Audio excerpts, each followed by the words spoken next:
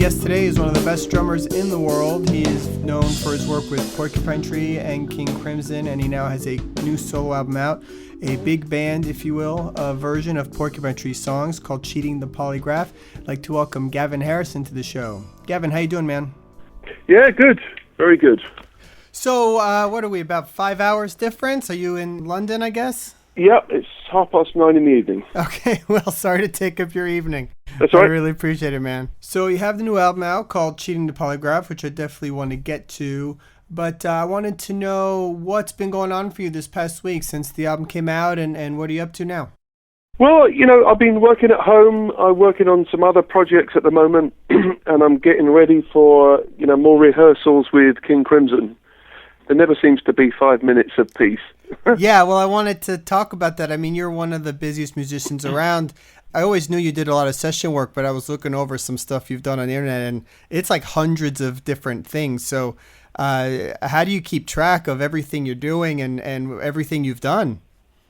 Well, everything I've done is on the internet, on my website. But, it might appear that way, but yeah, there's definitely lots of times where I'm not working, at least working on projects or, let's say, earning money. But every day's a work day for me in terms of practicing the drums and, creating new musical ideas, shall we say. Yeah. There's some years where I do a lot of albums. There's some years where I do just one or two, Depends what the projects are or if I want to be involved in them or how complex or time-consuming the tours are. With King Crimson, I'm going to be busy for probably best part of 6 months this year. Wow. And those gigs must be a blast. I mean, are you guys playing everything from the catalog? Is that sort of open to what you guys are doing? Yeah, we choose from, right from the first record right up till whatever the last one was. Jack, Jick, Fripp and Collins is probably, although it wasn't, a King Crimson album, that was the last record that we actually play some material from. Oh, very cool. You've become a very well-known drummer. I mean, that's not something that happens to a lot of drummers necessarily, especially when they do, this kind of music. There's sort of kind of a handful that are sort of household names. And I think you've fallen in there. Are you surprised by that? Is that what you thought it would be when you started drumming all those years ago? Because drummers often are in the back, you know what I mean? Well, I never wanted to be famous or become a household name. I just wanted to make good music with good musicians. Yeah. It's not something I've actively tried to pursue. I certainly could easily live without the idea of being famous. It really wasn't a motivation for me. Yeah. I'm sure some people played their instruments because they thought it was a good way to meet girls or some other inspiration. But for me, it was just about playing music. If I've become well known or well thought of in the meantime, that's just a byproduct of, what I've been doing musically. Yeah. It wasn't something I was, I didn't declare at age 10, I want to be a famous drummer. Right. I didn't even know what that meant. I'm not sure I know what that means now. Right. So let's touch on the new album, which is Cheating the Polygraph, which came out last week, April 14th here in the U.S. And I'm sure people know by now if they're listening to this, but it's a big band, jazz versions of Porcupine Tree songs, and done really well, really creatively done, just surprises all over the CD. And so, when did you get the idea to do this, I guess, would be the obvious question, and what brought it about, at this time? Yeah, about 5 years ago, I was invited to play at a Buddy Rich memorial concert. And his daughter, Kathy, asked me if I would perform at it. And she said, obviously you can play any of Buddy Rich's famous big band charts. But it would be great fun if you could do a song from your band, meaning Porcupine Tree. And so I thought about that for a while. And I thought, well, there isn't any songs that jump out that strike me could be done. they'd have to be severely rearranged. And so I chose, the first song I did was Futile, which was the complete polar opposite of anything to do with jazz or big band. This was real, death metal, math metal, inspired by a band called Meshuggah, a great Swedish band. Right.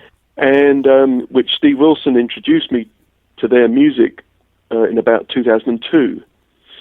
So that seemed like the least obvious possible song you could do, and I got together with my good friend and amazing arranger, Lawrence Cottle, and we sat down and worked out a plan of how we could play Futile, arranged for the sound of big band. And then that led to another piece, which was Cheating the Polygraph itself, but we took it in a different direction than we did with, at least we thought it was a different direction than we did with Futile. And it was only after we did the second piece that I had the crazy idea that, wow, you know what, maybe we could make a whole album like this. Right. But the first two songs took more than a year to do, probably 18 months. No kidding. So I knew that this was going to be a really, really long process. But I like albums to have a cohesive theme to them. And why not Porcupine Tree songs? It wasn't meant to be a Porcupine Tree covers album. It wasn't made for Porcupine Tree fans specifically. I didn't do it to please them or annoy them. I really just made the album for myself, as you should any album. Right. I could have picked more popular songs that might have attracted more Porcupine Tree fans. But the biggest mistake you could ever make is try to make an album that you think people are going to like. Even with Porcupine Tree, every album I was involved in, from In Absentia right through to The Incident, we would read lots of criticism of it from Porcupine Tree fans. Sure. There'd be plenty of criticism. People would hear one snippet of a single and say, if this is the future of Porcupine Tree, count me out. This is absolutely terrible. Well, there's nothing but evil things written on the internet, that's just sort of... Well, that's my point. That's the way it works. There's only one way you can make an album, because there's only one person you can guarantee to please, and that's yourself. Right. Or you don't release it, or you keep working on it until you are happy with it. I can tell you I'm 100% pleased with the way that the record turned out, and I really made it for me. And it was funded by me. It cost me tens of thousands to make this record. I didn't have a plan thinking that I could make any money back or even approach a record company at that time. It was just, a bucket list thing to do. Yeah. You know what? In sort of listening to it, you don't know what to expect when you hear it's going to be big band versions of Porcupine Tree songs or how that might even be possible, But then when you listen to it, you see how it totally works, and the arrangements are done in such a way that it is really cool. Have you heard a lot of that, particularly from fans, where they would say, I didn't think I would like it, but I heard it and it's amazing? Yeah, I'm reading that all the time. Yeah. I mean, the words big band and jazz can scare off some people. Right. It's all about genre labeling, which, as I say in the record, it's something I don't like. Music is such an amazing thing. Music can change your life. It really, some music will get into your soul. There's probably records that you've listened to, especially in the period of, from like 14 years to 20 years old. Sure. That changed your life. It changed the way you felt about the world. It might have even changed your hairstyle. It might have changed the clothes that you wore. And it was just a soundtrack to your life. And music is amazing. And I do get discouraged by the negative things that can happen with genre labeling. Yeah. A genre is a fantastic excuse for someone to completely ignore your life's work. Right? You should put that on a bumper sticker. I think that's... Well, because when someone says, oh, Gavin's new album, it's big band, someone else might think, big band? Oh, what, Glenn Miller? You're joking. Right. No, I read on totally. the internet the other day on a comment, someone said, man, this is like Porcupine Tree trying to play the theme tune of the Pink Panther. Now, this might be the only little bit of jazz this guy has ever heard. Right. Is the theme tune of the Pink Panther. So he thinks that all jazz must sound like that. That's too funny. You're really showing your naivety if you think this is Porcupine Tree playing the Pink Panther. So, it shows up a lot of prejudice, I think, and it shows really how open-minded you are. Right. If the labeling of jazz or big band scares some people off, I don't really think it sounds very big band that much myself anyway. I don't think of music in those kind of parameters, Right. It's tough for a newer generation of listeners, because I think Porcupine Tree and even yourself, you still have a younger audience, that, like you said, might not have listened to jazz ever. So how do you explain to them what you might be getting into, so then you run into the labeling, which is unfortunate, like you're saying. Well, you run into labeling or you run into comparisons. And when people hear something they're not familiar with, they're probably not going to like it because it doesn't register with something they recognize. Okay, if you put on an album and it sounds, you think, this is like a cross between Steely Dan meets Stevie Wonder meets Weather Report. I like this because I like those three artists. Now, when you put on an album, you don't recognize any background to it. You don't recognize any other artists that you know.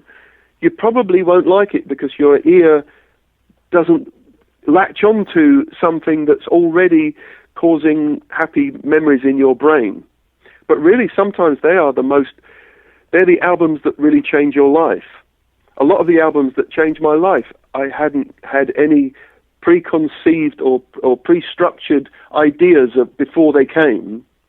Lists and favorite things, seem important when you're a teenager. You've got your top 10 drummers, your top 10 bands, your favorite football team, your favorite racing driver, and you're willing to fight to the death to protect that list.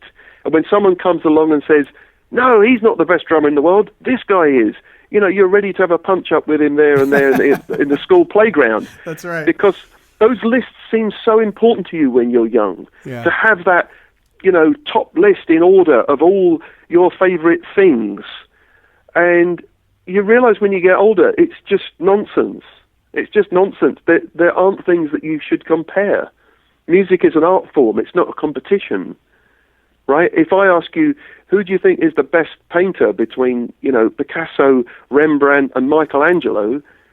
Well, you could maybe tell me who you prefer, but there is no best painter. You know what I mean? There is no best drummer. Well, there is no best music. It's only the stuff that really resonates with you. It's the only time that you think this is fantastic. It's a personal experience, really. Was that how you chose some of the songs, or the ones that were your favorites, or did you try 50 of them and saw what worked the best? I tried.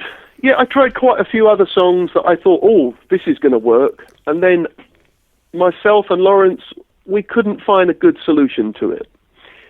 But, the songs I chose them because, A, I liked them, B, I thought they had good rhythmical interest and good harmonic and melodic interest. Other songs that I thought were going to work well turned out to be more based upon atmosphere and vibe. And that's good too. That should be a part of music, to create atmospheres, to use music in a cinematic way, to paint images in your mind. That's all fantastic. And some Porcupine Tree songs don't have a lot of chord changes and melody, a lot of, meat and potatoes to work with as raw material to reimagine them for, let's say, this big band format. Yeah, I mean, when I heard particularly the mix of Sound of Music with So-Called Friend, that track especially, the minute that guitar riff in Sound of Music comes in with the bass instead, you said, well, that works right away. That's a really cool idea and obvious and sounds really cool. And then there's other ones where are songs that didn't even have drums, like Heart Attack and a lay-by, that you do something with that is a complete surprise, but also works. So it's interesting how that happened. Yeah, and it was interesting to me. I mean, this was a really long project, and we had lots of time to consider and discuss and rearrange and change things until we were happy that we felt this is now in the best state that we think it could move forward, and then we'll go ahead and record the brass guys. So the drumming, I want to get to that on each song. Did you sort of was it more challenging for you to play the songs this way? Did you have to forget how they were before, sort of? You know what I mean? Well, not forget, but obviously I know the originals very well and have played them many times. So all the songs began from a drum point of view. I would start improvising on the drums, and I was thinking about certain songs to see if they could work, and I was singing bass lines and melodies to myself as I was finding new rhythmical ideas and new rhythmical ways to navigate the songs. And then when I felt I'd arrived at a tempo and a groove and a direction from a drum point of view, I would record those drums, and then I would quite often pick up a microphone and sing the bass lines and the melody along to give Lawrence an idea of how I imagined the bass line fitting this drum rhythm, or how the melody could be brought in over this drum rhythm. And that's the starting point of all the songs, were the drum tracks.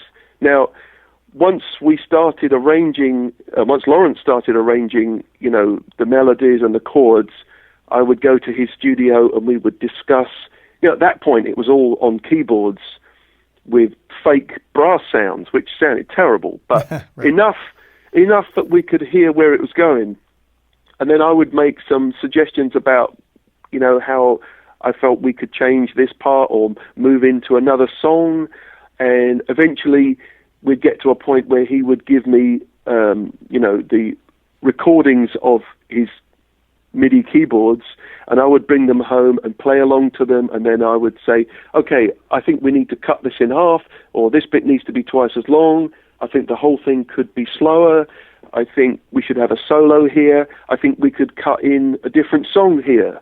So that went backwards and forwards for months until we felt like we'd really found, the best solution for the song.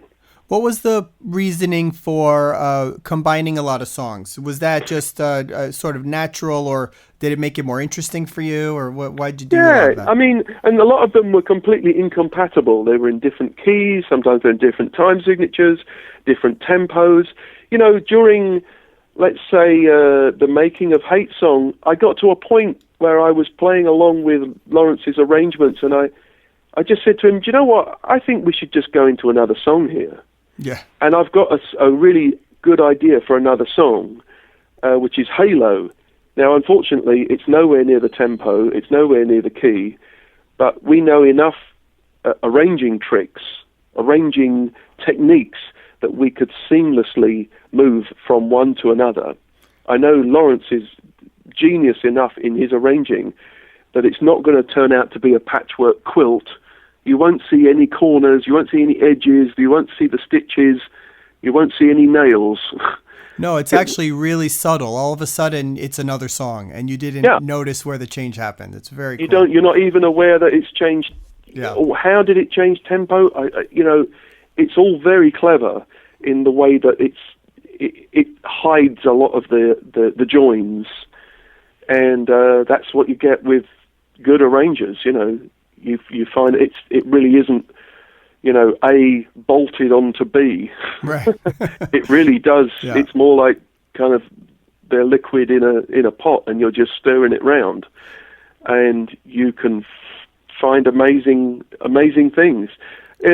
No, I just, in some of the songs, I think it only happens 3 or 4 times, I just suddenly imagined we could go into this piece. Yeah. And quite often go back to the first piece as well. Find our way back home, after going off into, a secondary piece. I mean, there's sort of 3 pieces in Heart Attack in a lay-by, but, yeah, it's subtle. Right. It's very subtle. Totally. I'm curious if you've shown it to the other members, Stephen, what they've said. Well, over the last 5 years, there were times where the guys would be around my house, and I would say, "Hey, listen to the latest one I've done." And quite often, I wouldn't tell them what song it was. I would wait to see their reaction and how long it would take. A song like start of something beautiful, or Cheating the Polygraph doesn't start off with something that recognizable. Right. It eases its way in. Or, the first song, What Happens Now, starts off with this kind of, it's like sort of Steve Reich or something. And it's a long while before you start to think, hang on, what is this? I'm starting to get a feeling about the chords and the melody. And, it took a while for them to recognize it. Did you call Stephen and say, listen, here's a project I'm going to do? Or did you just surprise him and say, listen to this? Well, no, because I'd done the first song, Futile, 5 years ago, and I played it to him when he was here. I played it to all the band, and they really liked it. And when I did Cheating the Polygraph, I played that to him, and I told him I was going to do, after Cheating the Polygraph, the second song, I realized it could be an album, and I said, I'm thinking of doing a whole album like this, and he said, great. That's very cool. Getting back to touring and what you're doing, you're going to be touring with King Crimson now for the next 6 months, you said. Is there a chance you might do I imagine it'd be very difficult to do this music on the road, but would there be maybe a one-off show or any plans for something like that? For the big band stuff? Yeah. Mm-hmm. I've got no plans at the moment. I mean, this is really, really difficult stuff. Yeah. And it would require about 17 or 18 guys to play it. And the amount of rehearsals we would need to do would still only end up with 46 minutes worth of music. Wouldn't be enough for a concert. Right. I think logistically it would be a very difficult thing to do. Not impossible. I still think there's a chance we could do a project with the right players, with the right band. That would be an amazing thing to do. But, when you've got a band with 18 people in it, that's a very hard thing to organize. It's hard enough just organizing 4 people. Yeah, right. Trying to find a time when all 4 people are available is one thing. Trying to get 18 guys together, that would be quite a tall order. Yeah, very much. Speaking of Futile, that's going back to when I discovered Porcupine Tree and your playing as well, was at the same time I had only heard like one song and the band happened to be playing near my house a few hours away that same 2 weeks or something. And so I went to check out the band. It was at a small club here in Tampa, Florida, many, many years ago. And you debuted Futile, I think. It was a new song you guys were working on. And that right away was something I will always remember because it was so impressive. And, that was 2003, I think, right? Yeah. The In Absentia tour, I think, or maybe a little after that. And since then, I've been a huge fan and right away looked up who's this drummer, and so it's definitely had an influence on me for sure.